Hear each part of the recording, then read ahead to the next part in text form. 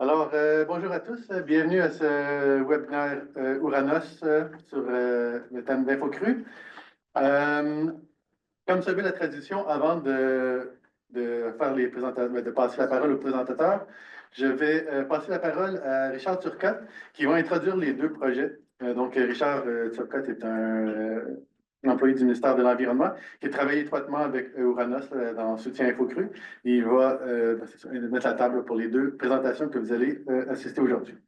Donc, Richard, à toi. C'est bon, merci Louis-Philippe. Euh, ouais, c'est ce qu'on fait à chacune des rencontres où il y a les webinaires où il y a des projets qu'on soutient, là, le ministère. Donc, 3 diapositives. J'espère que ce ne sera pas trop long avant qu'on rentre dans le vif du sujet, du général au particulier. D'abord, je rappelle que ces deux projets-là s'inscrivent dans le cadre du projet InfoCru, là, qui vise à faire la cartographie des profondeurs et des étendues d'inondation sur une base prévisionnelle 48 heures à l'avance. Faire de la prévision, finalement, faire de la cartographie des zones inondables qui va servir ensuite à l'application réglementaire. On va revenir un peu plus loin sur ce point-là, sur une vaste étendue du territoire québécois. C'est un projet qui tire à sa fin, là, mais les activités, elles sont maintenant dans la mission du ministère. Donc, c'est des choses qui vont se poursuivre, des activités qui vont se poursuivre avec le temps. Comme plusieurs d'entre vous le savez, pour réaliser ce projet-là, pour répondre à des besoins spécifiques d'application d'InfoCru, Oranos a obtenu un mandat qui s'appelle Soutien d'Oranos à InfoCru, autour de différents thèmes de R&D, donc l'évolution du climat et donc l'évolution des crues d'une certaine façon. C'est à l'intérieur de ce thème-là que les deux projets s'inscrivent, mais on a aussi réalisé ensemble des activités sur la documentation des bassins versants, des crues, la valorisation de l'ensemble des travaux, de la recherche plus ouverte, notamment qui a permis de collaborer avec le réseau sur les inondations risques. Au total, là, un peu plus que 30 projets, puis ça aussi, ça arrive à sa fin, là, donc mars 2025. Les derniers projets activités se terminent progressivement.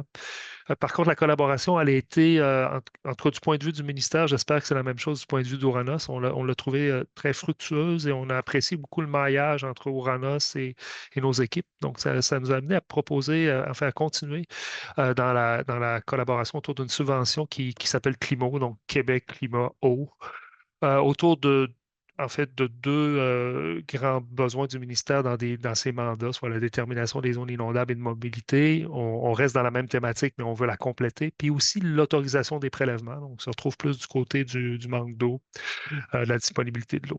Je ne vais pas passer tous les thèmes, ce n'est pas vraiment l'objectif aujourd'hui. Je voulais juste évoquer cette continuité-là dans le temps. Donc, c'est une subvention qui a démarré en mars 2024 et qui va s'étendre jusqu'à mars 2027. On est à peu près dans l'ordre de grandeur de ce qui a été réalisé dans le soutien InfoCru en termes de capacité financière. Alors là, je plonge un peu plus directement vers notre sujet d'aujourd'hui, là. D'abord, il faut voir que ça s'inscrit dans la réflexion sur la détermination des zones inondables. Euh, Dans le mot zone inondable, il y a déjà une part d'information, là. Quand on dit zone inondable, on ne veut pas dire zone ayant déjà été inondée, mais bien zone où c'est probable qu'un lac ou un cours d'eau déborde. Donc, on est nécessairement dans un regard vers le futur. Et c'est d'autant plus important que les zones inondables peuvent servir à plusieurs choses, mais servent principalement à l'application réglementaire en aménagement du territoire. Puis on le sait que aménager un territoire, ben, ça a un effet à long terme sur les risques d'inondation. L'exemple le plus évident qu'on peut prendre, c'est celui du développement d'une portion de territoire. Ben, c'est pas là pour quelques mois, c'est là pour quelques années, puis peut-être même plus. Ce qui fait que dans le cadre de la détermination des zones inondables et du guide qui balise le guide qui est encore sous forme de projet, là, mais qui devrait s'officialiser avec l'officialisation de la réglementation qui s'en vient dans les prochains mois. Euh, ce guide-là qui balise la détermination des zones inondables, ben, il est très explicite sur le fait que quand on détermine des zones inondables, il faut analyser la période actuelle, le présent, mais aussi les conditions futures possibles, parce que c'est pendant cette période-là sur cette période future-là, c'est les inondations qui s'en viennent, en fait, finalement, qui sont importantes pour la détermination des zones inondables. D'ailleurs, sous l'image du guide, j'ai mis une toute petite image, là, un peu petite, là, mais qui présente le fait que la période d'analyse qui est demandée, c'est de regarder de l'instant présent, puis minimalement jusqu'à 2100. Donc, c'est un horizon sur lequel on veut regarder vers le futur. Ce qui est l'évidence, c'est sachant le fait que les changements climatiques touchent tous les cours d'eau, tout le territoire, ben de regarder les changements climatiques dans cette analyse-là, dans les conditions futures, c'est quelque chose qu'on peut mettre facilement, en tout cas qu'on peut mettre de l'avant. Mais il y a d'autres facteurs, souvent qui sont plus locaux, qu'on pourrait vouloir considérer, comme les deux exemples qui sont là, le changement possible dans le mode de gestion des barrages et des changements prévisibles d'occupation du sol. Alors, vous voyez là, que je suis en train de plonger vers ma dernière diapo. On va essayer d'être plus précis par rapport à ça. Parce qu'évidemment, quand on peut prévoir un changement d'occupation de sol, on peut peut-être prévoir, on peut vouloir anticiper quels vont être les risques d'inondation ou l'aléa inondation dans les secteurs qui sont affectés. Alors, ça m'amène vers cette dernière diapo, là. Bon, entre l'idée qu'on pourrait vouloir considérer les occupations de sol puis la capacité de le faire, il nous a semblé dans le projet Soutien Infocru qu'il y avait encore du travail à faire scientifique. Donc, on a noté que pour les bassins versants du Québec, puis là, on parle de bassins versants de ceux qu'on retrouve dont la dimension ressemble à ce qu'on retrouve dans la classe hydroclimatique. On ne parle pas de très petits bassins versants où c'est peut-être mieux connu la relation occupation du sol et débit, mais des bassins versants de moyenne et de grande taille. Il y a eu de la recherche dans le passé, mais entre cette recherche-là et la capacité de passer à l'application, on pense qu'il y a un certain nombre de questions qu'il faut se poser puis il faut avancer. Donc, le questionnement qu'on avait en tête au moment où on a réfléchi au projet, c'est évidemment, est-ce qu'on peut considérer le changement d'occupation seul, uniquement son impact sur l'hydrologie, ou il y a une rétroaction importante sur le climat qui fait qu'il faudrait aussi considérer dans l'analyse la rétroaction entre le changement d'occupation du sol et le climat qui va changer évidemment l'hydrologie par la bande. On s'est aussi demandé comment les modèles hydrologiques simulent l'impact des changements d'occupation de sol et cette simulation-là, jusqu'à quel point elle est adéquate, sachant que ce n'est pas facile d'évaluer ou de valider le comportement qu'un modèle peut avoir en termes d'effet des changements d'occupation de sol sur l'hydrologie. Et finalement, ben, c'est aussi une occasion de comprendre est-ce qu'on a beaucoup de données au Québec pour réfléchir à ces questions-là? Est-ce qu'on a des historiques d'évolution de l'occupation de sol? Est-ce qu'on a des scénarios futurs? Ou est-ce qu'il faut en développer? Alors, ça nous a amené à la réalisation des deux projets dont vous allez entendre parler. Donc, je ne vous parlerai pas maintenant parce que ça va être discuté abondamment. Donc, un projet qui porte plus sur le climat, porté par Ouranos, un projet qui porte plus sur l'hydrologie, porté par l'ETS. Je voulais souligner quand même que ces projets-là se sont faits avec un lien puis un niveau de collaboration avec l'État de la Bavière là, en Allemagne, avec qui la plupart d'entre vous est au courant. Il y a une collaboration de longue date. Ça complète pour moi, Louis-Philippe, l'introduction. On passe à notre premier présentateur. Olivier Lassien détient un doctorat en sciences d'atmosphère et de gestion de l'Université McGill. De 2018 à 2020, il a travaillé comme chercheur postdoctoral à l'Institut Scripps d'océanographie en Californie. Spécialiste en climat chez Uranus depuis 2020, Olivier étudie l'impact du changement d'occupation du sol dans le cadre de l'initiative Soutien Infocru. Donc, merci Olivier d'avoir accepté cette invitation et enchaînez-toi. Effectivement, on va parler d'une grosse partie de mon travail depuis 2020, depuis que je suis arrivé. Et souvent, quand on parle de changement climatique, on pense tout de suite aux gaz à effet de serre, parce que c'est effectivement la chose principale qui affecte les changements climatiques. Mais une autre chose que les humains font qui affecte le climat, c'est... quelque chose?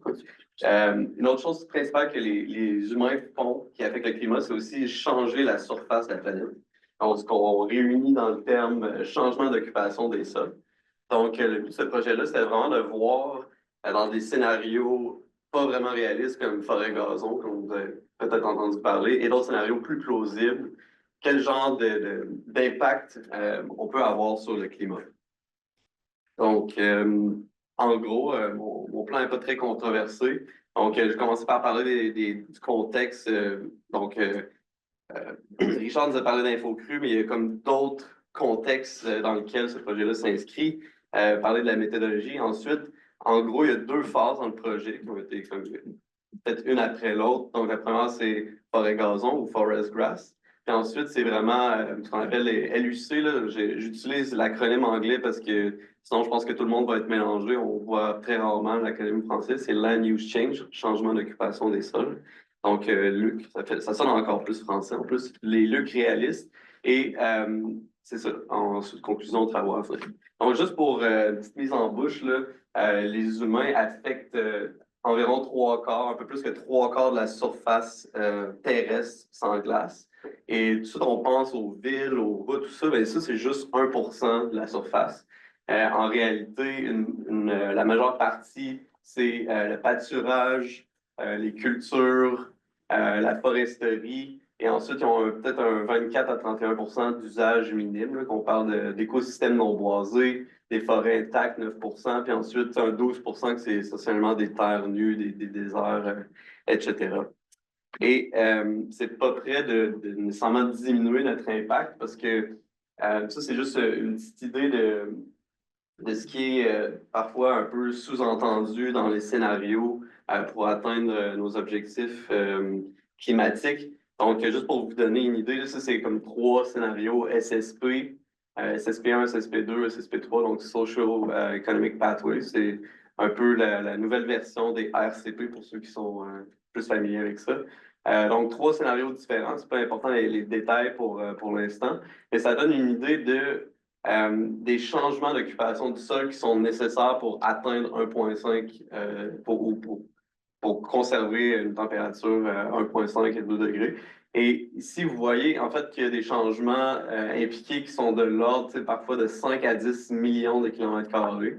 Juste pour vous donner une idée, le Canada, c'est 10 millions de kilomètres carrés. Fait qu'on parle d'un changement, mettons, de forêt ou de bioénergie qui sont de l'ordre de la superficie du Canada pour maintenir en fait la température à 1,5. Donc, l'idée, c'est de se demander, mais ce serait quoi l'impact, les impacts hydroclimatiques de changements d'occupation du sol aussi importants que ça? Évidemment, les impacts de changement d'occupation des sols sont vraiment multiples, c'est vraiment compliqué. Ça, c'est une image du rapport du GIEC sur les terres et le climat. En gros, c'est ça, en fait, on parle souvent mettons, des émissions de CO2 qui sont dues à la déforestation, qui a effectivement un impact extrêmement important. Mais tout ça, c'est comme inclus dans les GES. Aujourd'hui, on parle vraiment plus de ce qu'on appelle les effets biophysiques. Donc, c'est toutes les modifications de transfert en énergie et en eau entre la surface et l'atmosphère. Donc, on parle par exemple de l'albédo, qui est assez bien connu. On vient changer la couleur de la planète, ça change la quantité de rayons solaires qui sont absorbés. Le changement de long wave, qui est plutôt dû à la température de la surface. Les changements en évaporation, en flux sensible. Les changements de rugosité de la surface qui viennent modifier en fait des échanges entre la surface et l'atmosphère. Donc, le contexte, c'est que en fait, ces changements-là, dans les GCM, dans les modèles globaux, ces changements-là d'occupation des terres sont inclus depuis quand même plusieurs générations. Et par contre, dans les MRC, donc par exemple ce qu'on utilise à Oranos, les champs sont statiques. Puis ça, c'est la même chose pour toutes les MRC opérationnelles, même dans Cordex, les dernières générations de Cordex, tous les champs sont encore statiques. Mais le paradoxe, c'est en fait que ces effets biophysiques-là ils peuvent être dominants à l'échelle locale. Donc, si on n'inclut pas le changement d'occupation des terres, on manque un signal qui peut être vraiment important, surtout à l'échelle à laquelle on s'intéresse.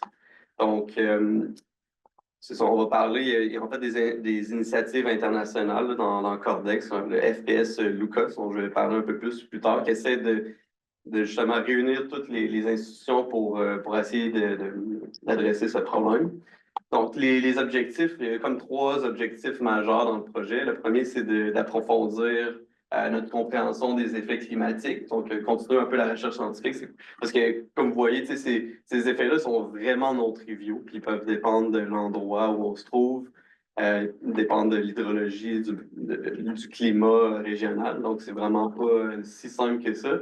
Le deuxième, c'est d'évaluer la performance du modèle qu'on utilise à Oranos, donc MRCC5 classe et sa capacité à représenter les changements d'utilisation des terres. Puis ensuite, c'est ultimement poser les bases pour l'implémentation des changements d'utilisation des terres dans les MRC opérationnels, incluant celui qu'on utilise à Oranos. Donc, méthodologie générale, c'est assez simple en fait.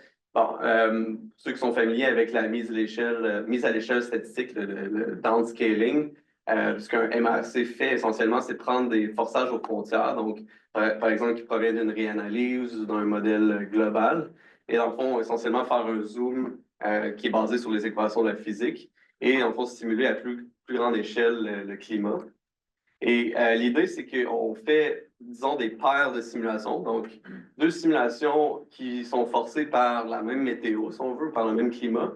Et la seule chose qu'on fait, c'est qu'on va changer le couvert de la planète à l'intérieur du MRC pour essayer de voir, en fait, entre les deux sorties, c'est quoi la différence. Donc, ça, c'est un signe moins. Donc, on regarde la sortie 2 moins la sortie 1, par exemple, pour la température, pour les précipes. Puis ça nous donne une approximation de l'effet, en fait, des changements d'occupation des sols. Donc, par exemple, le boisement. Donc, si j'ai un couvert complètement foresté, puis complètement herbacé, ben, ça me permet de savoir comment le climat est influencé par le changement d'occupation des sols.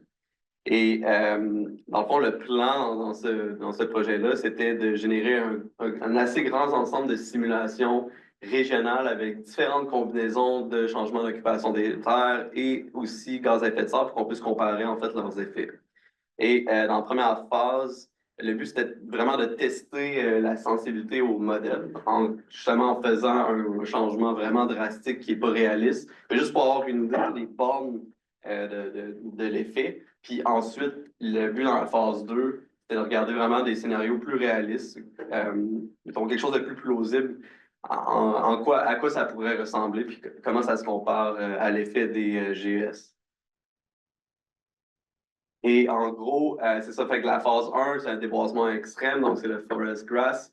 On teste vraiment la sensibilité à des changements extrêmes et ça nous donne en fait la possibilité de comparer avec d'autres modèles. Peut-être que c'était pas le bon ordre pour introduire Lucas, là, dont j'ai mentionné. L'affaire, c'est qu'en Europe, en modélisation régionale, sont vraiment bien coordonnés, disons. Et c'est eux qui ont mis sur place Lucas, qui est un FPS, donc Flagship Pilot Study. Donc, c'est vraiment pour essayer de dépasser l'état de l'art pour les modèles régionaux. Donc, Lucas, c'est spécifiquement sur les changements d'occupation des terres. Ils essaient de vraiment créer un protocole. En fait, c'est eux qui ont créé le protocole Forest Grass, dans lequel ils vont partager les mêmes cartes de forêt et d'herbes pour que tous les modèles puissent, en fait, essayer, tester leur modèle avec les mêmes cartes. Donc, c'est vraiment un peu le même principe que CMIP, là, pour ceux qui connaissent.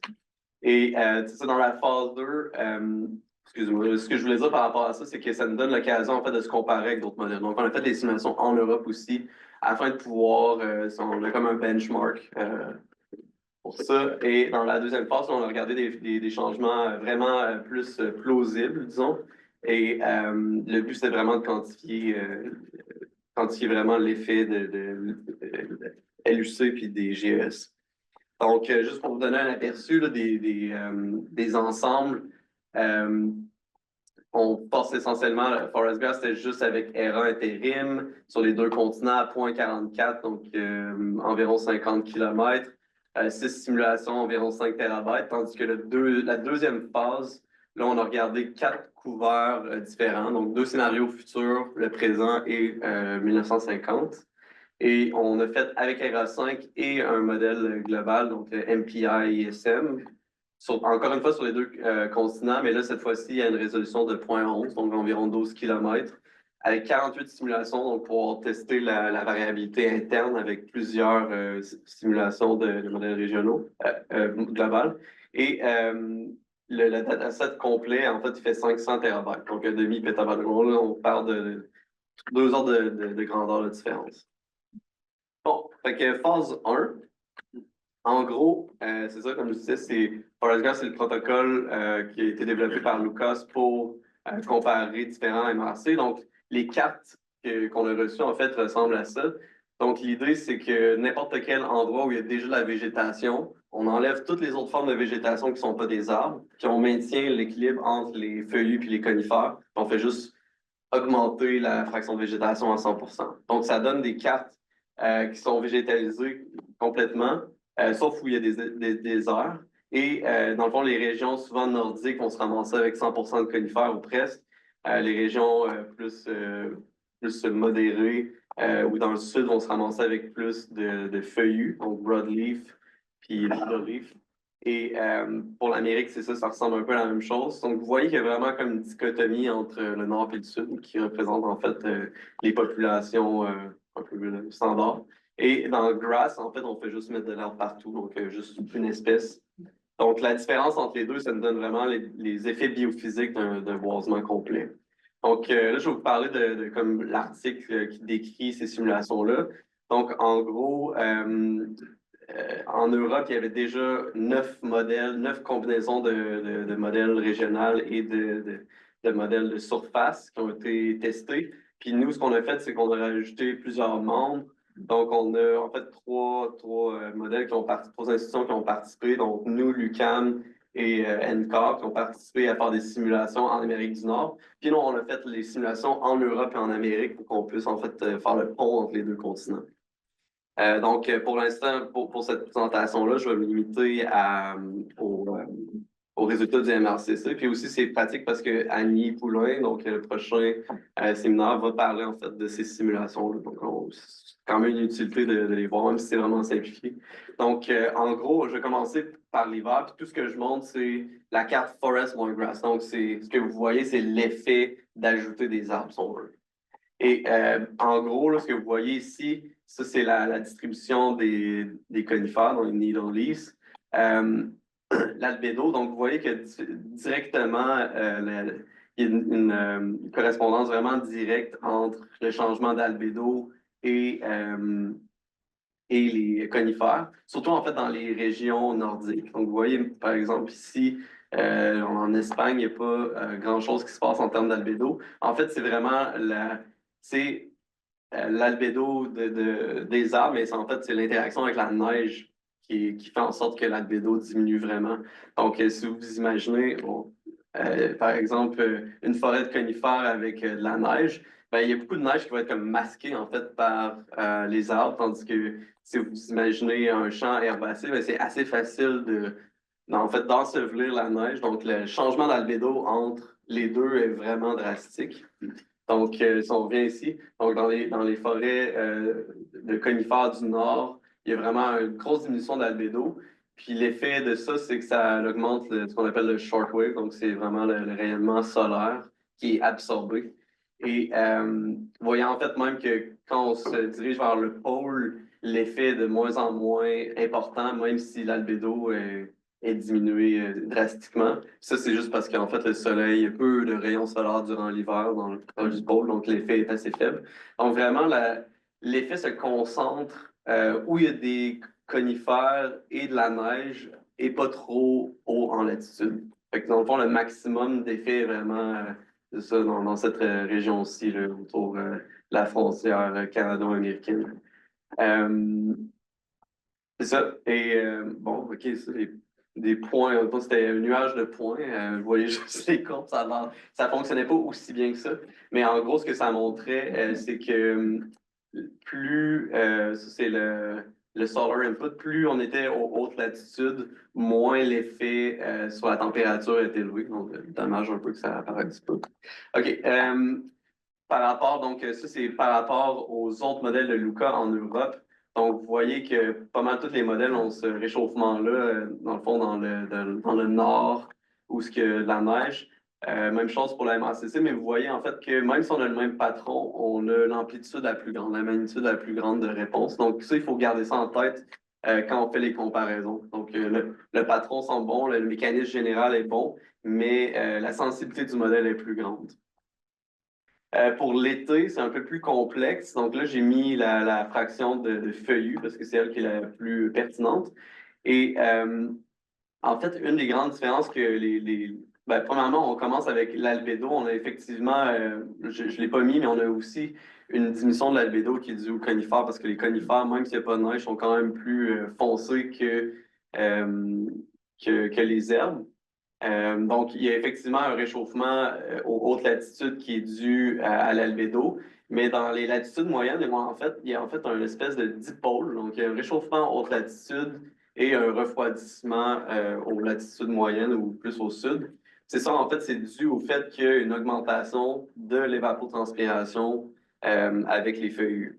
Donc, en gros, ce qui se passe, là, c'est que les arbres sont vraiment plus efficaces à à faire de l'évapotranspiration que les herbes, du moins euh, dans notre modèle.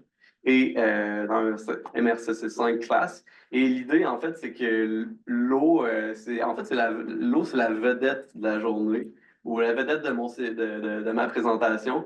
Le fait d'évaporer de l'eau, en fait, c'est relié intimement à l'énergie parce que les molécules d'eau, vu que c'est comme des petits aimants, sont reliés par ce qu'on appelle des liaisons d'hydrogène. Puis pour briser, en fait, ces liens-là, donc pour évaporer l'eau, il faut donner de l'énergie. Puis ça, c'est l'énergie latente.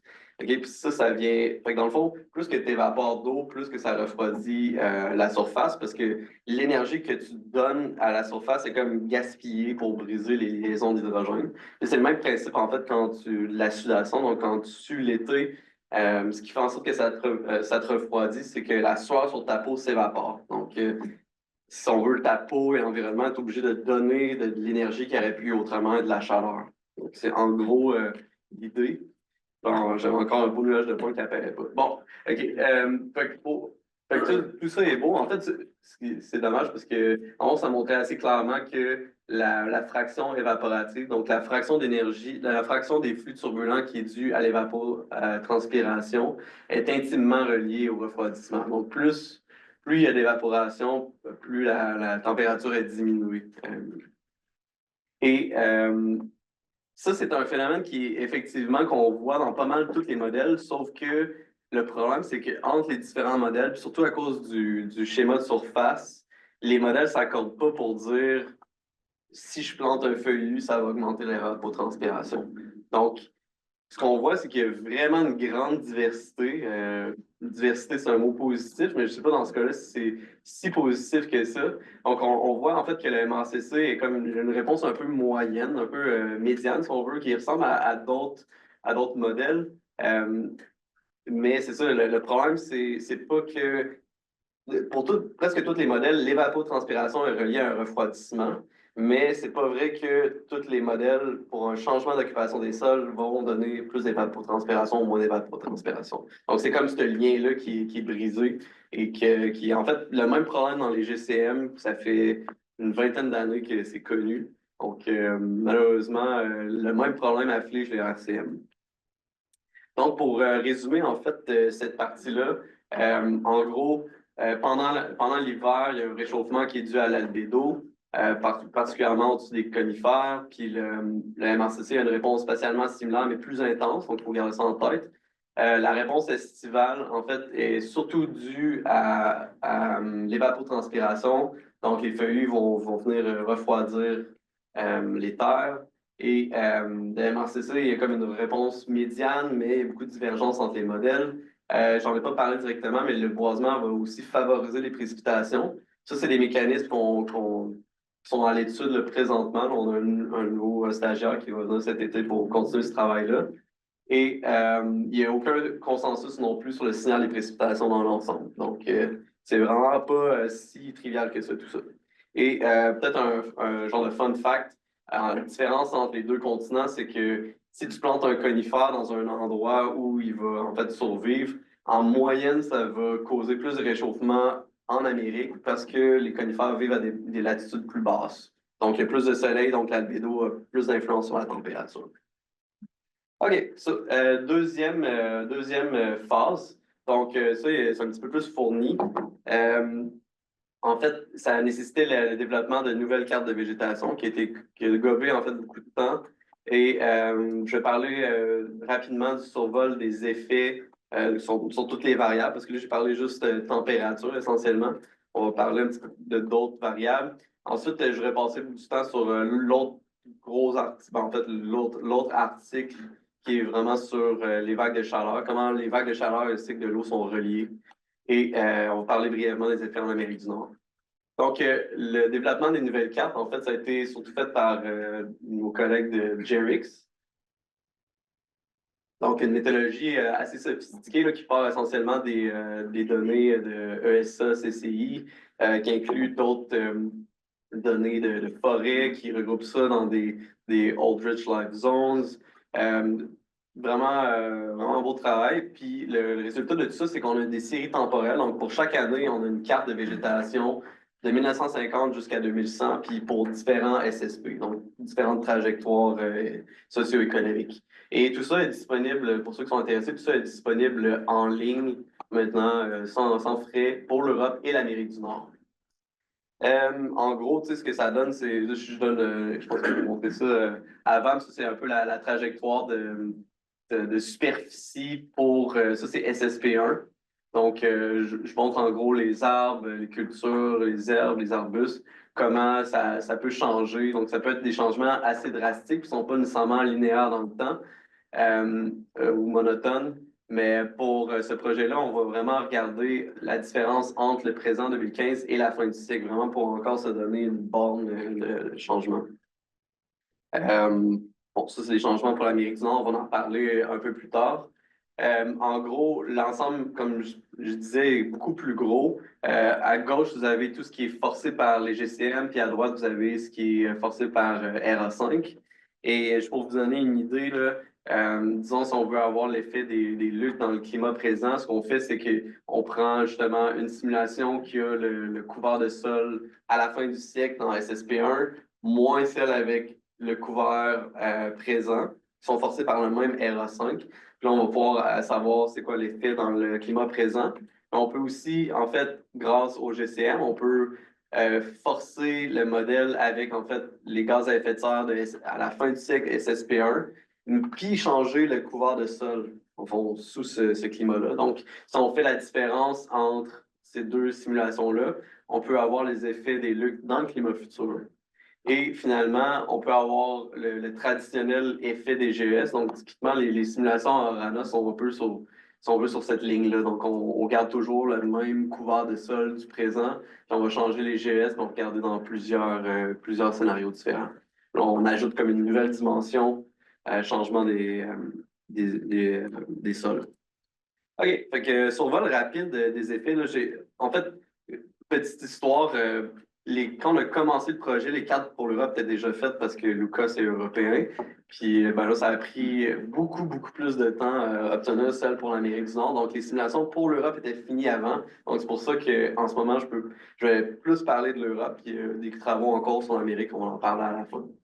Donc, un rapide survol, là, ce que j'ai fait, c'est j'ai essayé de faire une analyse comme plus systématique là, de tous les effets dans cet ensemble-là. Donc, en gros, là, comme pour la phase 1, on fait une moyenne sur 30 ans, il y a un spin-off de 7 ans, puis là, on a une période de présent, 1986-2015, une période à la fin du siècle. Puis, ce que je montre maintenant, c'est des moyennes spatiales sur toutes les régions où le changement d'occupation des terres était significatif. Puis, ma frontière, mon seuil, c'est 5 %. Donc, s'il y a un changement de plus que 5 dans n'importe quelle classe, je vais le considérer comme un endroit qui a été comme touché par les changements d'occupation des sols.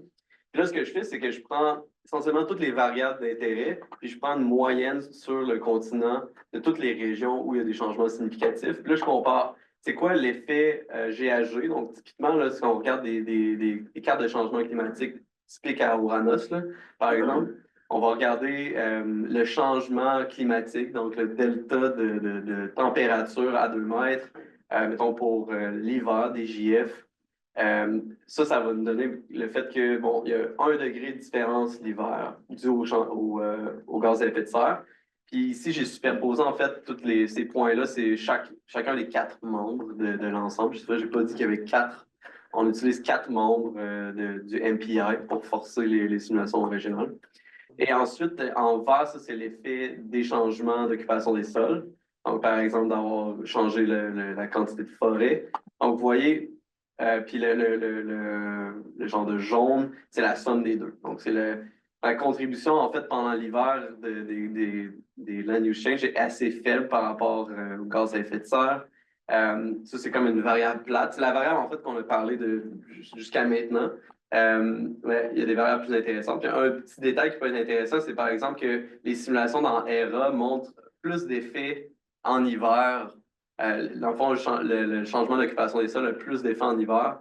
Ça, c'est parce qu'en fait, il y a moins de neige dans le futur, donc l'effet de l'albédo est moins important. Donc, ça, c'est juste comme pour vous donner une idée là, des cartes.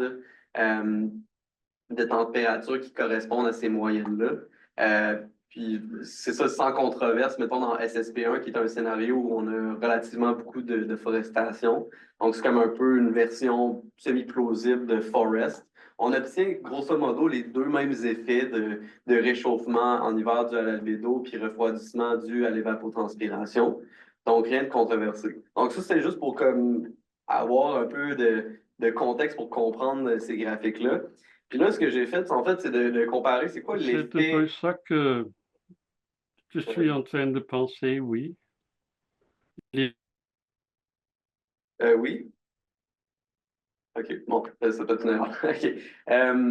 Donc, l'idée, en fait, c'est de prendre chacune de ces saisons-là, chacune des variables, et de diviser, en fait, de trouver le ratio entre les effets des changements d'occupation des sols versus celle d'occupation, versus celle des gaz à effet de serre.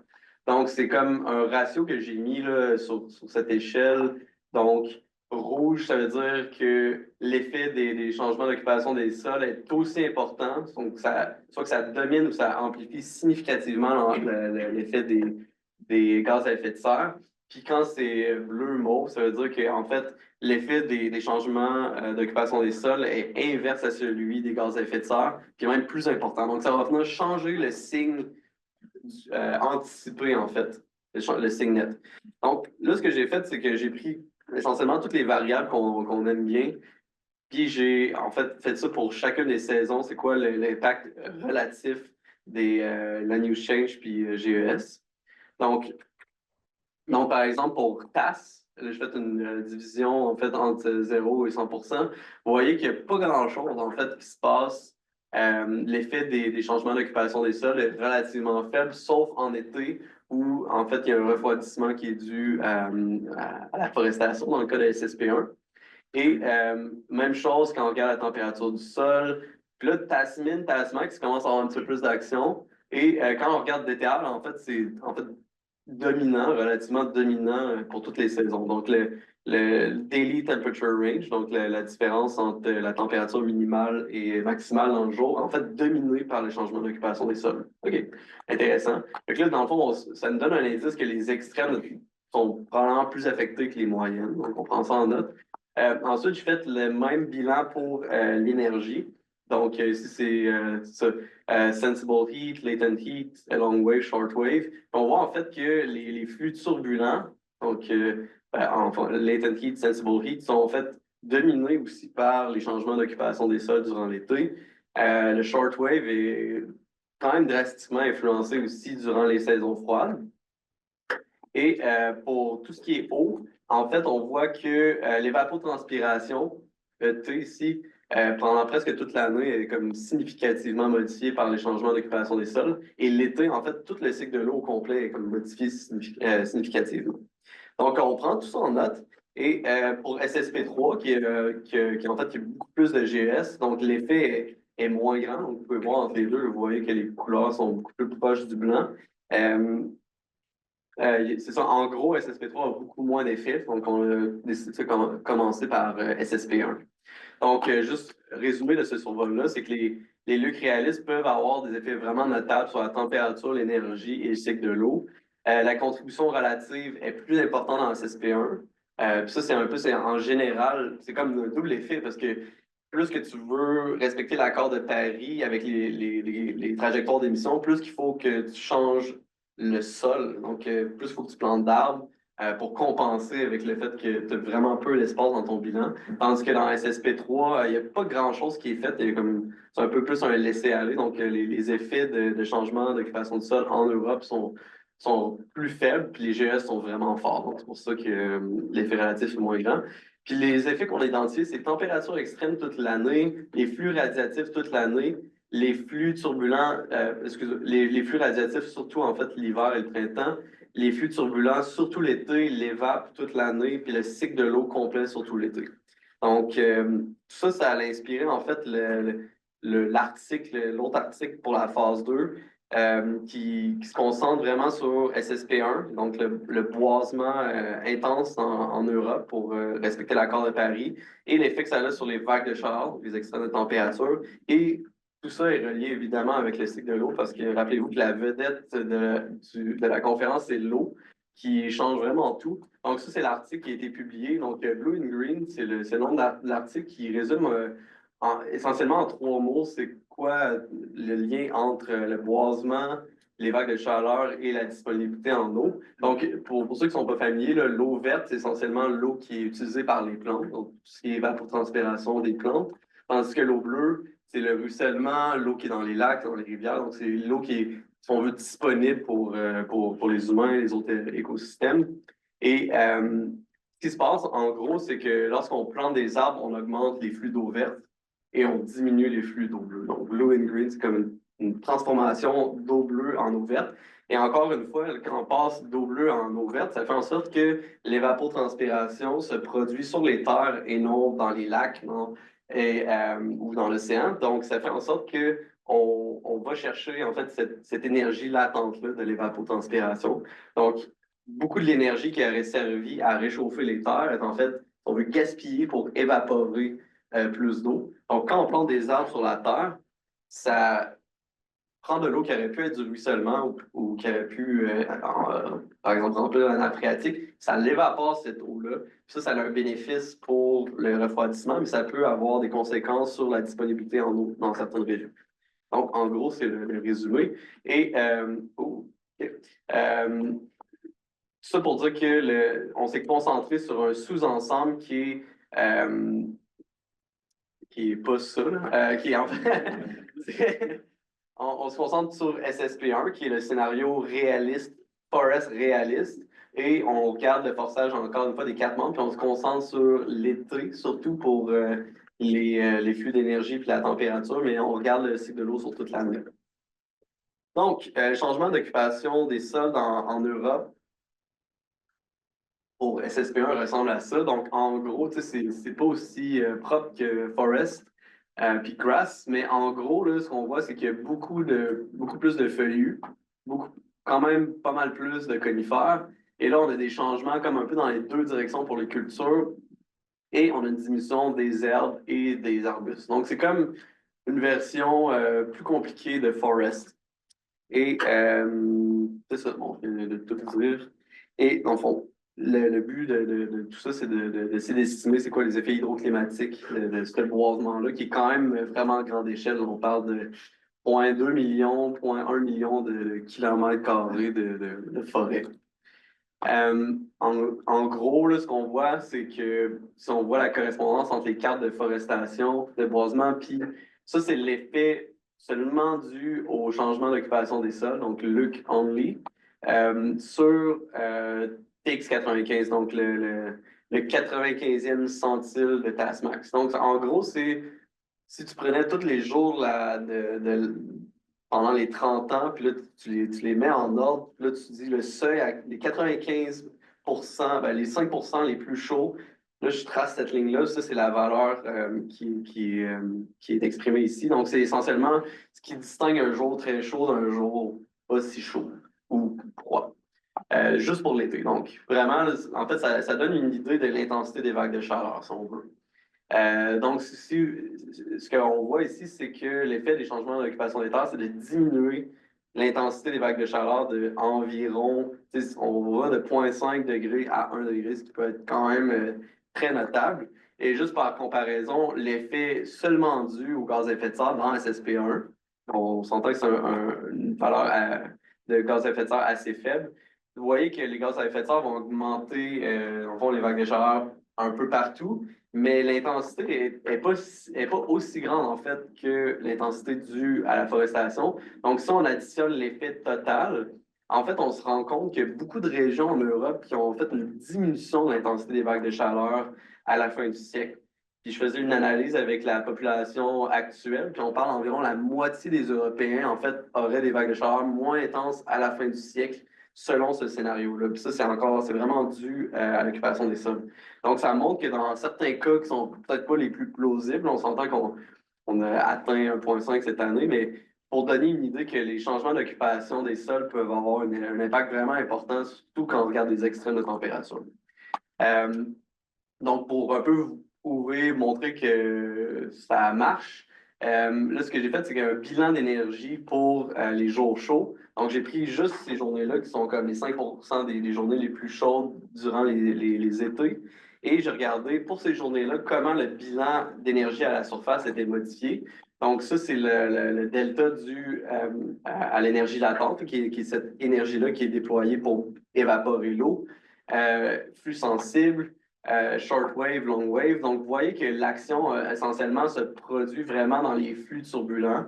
Sensible heat, c'est vraiment les échanges de chaleur, convection, tandis que latent heat, c'est ça, évapotranspiration. Donc, vous voyez qu'il y a une forte augmentation de l'évapotranspiration, pas mal partout où j'ai des arbres qui ont été ajoutés, et une diminution, en fait, du réchauffement de l'atmosphère par la convection.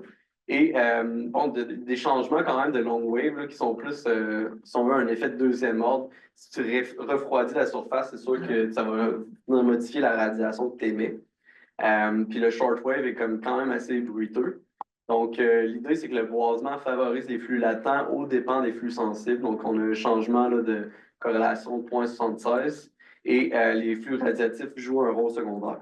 Et là, l'idée, c'est, OK, j'évapore beaucoup plus d'eau, mais cette eau-là, elle provient de où? Est-ce que je suis en train d'assécher le territoire ou est-ce que les arbres nous amènent plus de précipitations? Donc, parce que, effectivement, vraiment la jonction, l'eau, c'est vraiment ça qui vient. Il y a vraiment une jonction entre le cycle de l'eau et le cycle énergétique. Donc, le bilan d'eau, donc ce que j'ai fait, c'est un bilan d'eau pour toute l'année, donc, puis pour chaque saison. Ce que vous voyez, en gros, ça, c'est les changements. Bon, delta E, c'est les changements des vapes. Delta P, c'est les changements de précipes. Delta R, c'est le ruissellement. Et ce que vous voyez, c'est que à cause ça, c'est juste l'effet des changements d'occupation des sols. Ce que vous voyez, c'est qu'en général, bon, il y a un cycle annuel. Donc, évidemment, l'été, les effets sont plus grands parce que la végétation est active durant l'été. Et mais ce que vous voyez qui est vraiment plus intéressant, en fait, c'est que l'évapotranspiration, l'augmentation de l'évape, en général, est plus élevée que l'augmentation de la précip. Donc, c'est vrai que les arbres, en moyenne, vont amener plus de précipitations. Donc, ce qu'on appelle le recyclage de précipitation. Tu as de l'humidité qui arrive de l'océan, il va y avoir de la précipitation, mais vu que les arbres évaporent plus d'eau, ça va entraîner plus de précipitation ailleurs, peut-être sur le continent ou localement. Donc, c'est vrai que le cycle est comme accéléré, donc de plus de précipes, plus d'évapes, mais en général, l'évape dépasse l'augmentation des précipes. Donc, puisque l'eau est conservée, ça fait en sorte que tu as moins de ruissellement. Donc, c'est ça. Et pour juste visualiser là, spatialement, ce qu'on voit, c'est que les changements d'évape sont super localisés. Parce que vraiment, tu plantes un arbre là, l'évape se passe là, mais la précip est comme plus diffuse. Donc, évidemment, tu sais, des aspects dynamiques vraiment compliqués qui vont. C'est pas parce que tu évapores ici que tu as un nuage autour de toi qui va précipiter, évidemment. Donc, il y a beaucoup d'effets de diffusion. Et le ruissellement, c'est un peu comme le résultat de tout ça ensemble. Donc, les lucs augmentent l'eau verte localement, le recyclage des précipitations augmente de manière diffuse, surtout en aval, et les changements d'eau bleue sont relativement plus faibles. Pour les sols, donc si on regarde la climatologie de l'eau dans le sol, ça c'est dans le modèle. En fait, ce qu'on voit, c'est qu'il y a un changement relatif vraiment important, évidemment, dans les régions qui sont déjà sèches. Et vous voyez que c'est quand même des changements importants. J'ai fait une genre de distribution de ça. On voit que il y a certaines régions qui deviennent plus humides, peut-être d'autres qui deviennent plus sèches, mais il y en a qui vraiment qui ont un effet important. Donc, vous voyez ici qu'il y a 1% des régions qui s'assèchent de 25%, 0,1% qui s'assèchent de 40%. Je vais même pas réessayer. Vous voyez que localement, ça peut avoir des effets vraiment significatifs. Et on peut faire l'analyse d'une tranche verticale d'eau dans le sol. Donc, vous voyez, ça, c'est la différence entre les simulations avec et sans boisement. Donc, ce qui se passe, c'est qu'à la surface, dans le premier mètre de sol, il n'y a presque pas de différence dans la quantité d'eau. Mais aussitôt que tu descends plus que, en fait, la profondeur des racines des herbacées. Donc, les herbacées puis les cultures dans le modèle ont une racine de 1,2 mètres que je visualise ici, tandis que les arbres, les feuillus ont des racines qui vont jusqu'à 2 mètres. Donc, vous voyez que dans cette région-là, il y a comme plus d'eau qui peut être puisée du sol. Puis l'effet net de ça, c'est que toute la colonne d'eau en dessous de ça va s'assécher. Donc, plus d'eau est puisée, plus d'eau est évaporée, donc il reste moins d'eau pour le ruissellement profond. Et c'est ça. Donc, en résumé, je vois que mon temps passe. C'est ça, le boisement va favoriser l'évapotranspiration. Dans le cas de SSP1, dans le cas spécifique de SSP1, ça fait en sorte que les vagues de chaleur sont moins intenses. Le recyclage des précipitations, il ne suffit pas à compenser pour l'évap. Et dans les régions des sèches, ça peut causer un assèchement significatif. Et dans le fond, en gros, ça dit c'est que le boisement implique, outre tous les autres dilemmes que ça implique au niveau social, économique, etc., ça implique aussi un dilemme entre, en fait, eau bleue et eau verte. Donc, vraiment comme un genre de trade-off. Et donc, l'eau verte nous donne un rafraîchissement, ce qui est bien si on essaie d'atténuer les vagues de chaleur, mais ça peut avoir un impact négatif sur la disponibilité de l'eau. Donc, c'est quelque chose de vraiment pas trivial. Puis aussi, les effets de ça ne sont pas nécessairement locaux. Donc, pour le rafraîchissement, c'est relativement local parce que l'évaporation est locale, mais les précipitations sont non locales. Donc, c'est quand même compliqué dans un contexte de géopolitique. OK. Donc, rapidement, les travaux en cours. Donc, on a parlé juste de l'Europe, mais il y a Juliette Goulet en ce moment qui est ici pour travailler. En fait, elle fait sa maîtrise avec Alexis Berg à l'UDM. Puis elle est en train de travailler sur essentiellement le même genre de projet, mais en Amérique du Nord. Donc, je vais passer assez rapidement. En fait, je vais juste faire de la publicité sur le fait que Juliette a un poster au symposium. Donc, je vous conseille d'y aller. Elle va mieux expliquer ce qui se passe que moi. Puis, il y a un autre projet en démarrage. Évidemment, on parle des températures, des précipitations, de l'eau dans le sol, mais aussi le vent est extrêmement sensible à l'occupation du territoire. Et on a commencé en fait à regarder un peu l'effet des changements d'occupation des sols sur les vents. Donc, juste pour vous donner une idée, là, dans SSP1, comme un gros un boisement important des prairies, vous voyez que le vent est changé significativement là, de plus de 10, 15, 20%. Donc, ce qui peut avoir un effet important, c'est des régions quand même qui sont significatives pour la production d'énergie éolienne. Tandis que par rapport au climat, en fait, le changement peut être vraiment plus faible. D'ailleurs, sûrement relativement bientôt, on va parler de revue littérature que je suis en train de faire sur l'effet des changements climatiques sur les vents. Mais tout ça pour vous dire qu'il y a d'autres projets qui sont en cours reliés au vent. Je vais garder le temps pour des questions. Donc, pour conclure, en gros, dans la phase 1, la réponse en température du MRCC5 classe, elle se compare relativement favorablement aux autres membres de l'ensemble LUCA, ce sont tous les autres modèles régionaux de Point. Et le bémol numéro 1, c'est en fait que le MRCC produit un réchauffement hivernal plus prononcé. Donc, le patron est bon, mais l'amplitude est un peu plus forte que les autres. Bémol 2, il y a une forte divergence entre les modèles durant la saison estivale. Fait que tout ce que j'ai dit, en fait, faut comme le remettre en contexte que possiblement avec un autre modèle, le résultat est différent. Donc, on avait l'opportunité de vraiment aller en profondeur dans les mécanismes, mais il faut garder, faut pas prendre ça pour du cash. Phase 2, les luttes réalistes. En fait, ce que ça démontre quand même, c'est que ça peut avoir des impacts significatifs sur les températures extrêmes. Moyennes, oui, mais surtout extrêmes. Donc, c'est quand même vraiment pertinent pour Urano, je pense.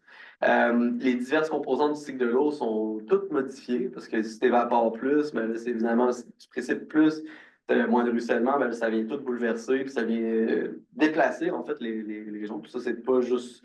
Je ne suis pas la première personne à avoir montré ça. Bilan énergétique à la surface est complètement modifié, encore une fois, à cause de l'eau. Et va changer les vents de surface, donc ça peut avoir une influence sur la production éolienne, donc les énergies renouvelables, donc notre capacité à atténuer les changements climatiques. Puis sinon, je fais la publicité que les cartes de couverts végétaux, de couverts végétal disponibles annuellement entre 1950 et 2100 pour toutes les SSP. On espère relativement bientôt que le jeu de données complet va être disponible pour la communauté. C'est le plan. Et les travaux en cours, comme je parlais, donc Juliette travaille sur l'effet des luttes sur le cycle de l'eau en Amérique du Nord. Donc, allez voir son affiche. On veut approfondir les mécanismes qui lient les précipitations au changement d'occupation des sols. Ça, c'est des travaux en cours. C'est juste vraiment compliqué. Fait que c'est pour ça qu'on n'a pas un résultat clair pour vous. Les impacts de tout ça en hydrologie. Donc, Annie va nous parler de ça dans quelques minutes. Les vents et tout ça, en fait, va mener un des autres objectifs un peu plus écocentrique à Orana, c'est d'utiliser tout ça aussi pour améliorer notre représentation de la surface. Donc, on apprend beaucoup de tout ça. Donc, on est en cours d'implémenter des cartes plus à jour parce que les nôtres dataient de très longtemps. Implémenter des classiques qui est comme la version la plus actuelle du schéma de surface. Éventuellement implémenter les changements d'occupation des terres eux-mêmes et aussi implémenter en fait un modèle urbain, parce que l'urbain, c'est aussi un des changements d'occupation des sols. Je ne l'ai pas mentionné beaucoup, mais à l'échelle locale, évidemment, la plupart des gens vivent dans les villes, donc ça, c'est un autre projet. Donc, c'est tout. Merci.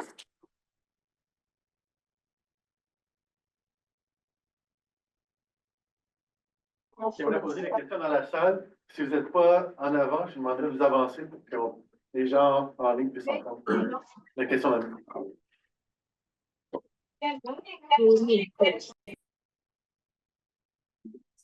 Oui, Paris.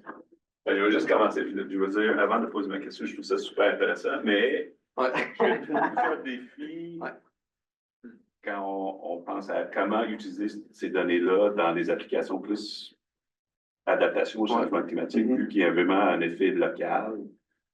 Un défi, je pense, il ne faut pas que le look plausible soit juste plausible, il faut vraiment que tu aies confiance sur les pixels individuels ou est-ce que ça change en forêt. Ouais.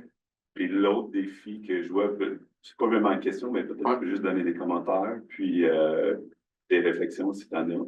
L'autre défi, même si le look plausible va avoir lieu, tu sais, mettons, ça se transforme en forêt à un certain plat. Les gens qui vont faire leur plan d'adaptation, mettons en agriculture, ils ne vont pas imaginer ça dans leur plan, leur champ agricole, la superficie dans leur comté, qui est de 50% en ce moment. Ils vont faire leur plan d'adaptation en pensant que ça reste en champ agricole. Fait que, comment tu vois? Moi, je vois, c'est super bien, c'est réaliste, c'est plausible au niveau de la physique, mais l'application pour ce qu'on a besoin de faire après, ça devient compliqué. Je pense que, merci, c'est vraiment des commentaires ultra pertinents. Premièrement, je pense que le but du projet, c'est vraiment d'entamer une conversation par rapport à ça, parce que c'est effectivement, c'est super compliqué. Les effets peuvent aller dans différentes directions. Les modèles ne s'accordent pas nécessairement là-dessus. Puis c'est difficile à prévoir. Fait que les scénarios de gaz à effet de serre, tu sais, quand même qu'il y a plusieurs scénarios différents qui peuvent mener grossièrement à la même concentration de gaz à effet de serre sur la planète. Et en plus, tout ça est mélangé, fait que ça annule toutes les erreurs, tandis que pour les changements d'occupation des sols, comme tu dis, c'est super local, fait que ça peut avoir une influence drastique pour une municipalité puis pas une autre. Fait que je pense que le but, c'est de commencer par juste signaler, hey, ça existe, ça peut avoir des impacts vraiment significatif. Le deuxième point que je dirais, c'est que, en fait, les changements d'occupation des sols, là, c'est comme j'expose un peu, j'ouvre la canne de verre, la can of worms, mais en réalité, ça fait longtemps que les GCM implémentent les changements d'occupation des sols. Je ne suis pas sûr, mais en tout cas, je sais que CMIP 5, définitivement, avait déjà des changements d'occupation des sols. Fait que quand on regarde les résultats des GCM, en fait, ça l'inclut. Puis même moi, maintenant, je suis habitué de voir les cartes de changement d'occupation des sols, puis des fois, je vois des patrons qui sont reliés à ça. Puis, genre, puis des fois, en parlant à d'autres personnes qui sont plus expertes du climat, je me rends compte qu'ils n'ont pas considéré, mettons, ils ne comprennent pas pourquoi dans SSP 370 en Amérique, dans l'Est, il y a soudainement un changement drastique, je sais pas, dans les tempêtes. Je suis comme, il n'y a plus de forêt. Il n'y a plus de forêt. Fait que ça fait partie, en fait, des données GCM. Je pense que c'est important de le reconnaître que, en fait, ces détails-là, on utilise déjà les données depuis un bout mais j'ai pas de réponse simple par rapport à ça. Je pense que le but, c'est vraiment juste d'exposer, en fait, la réalité puis voir qu'est-ce qu'on fait avec.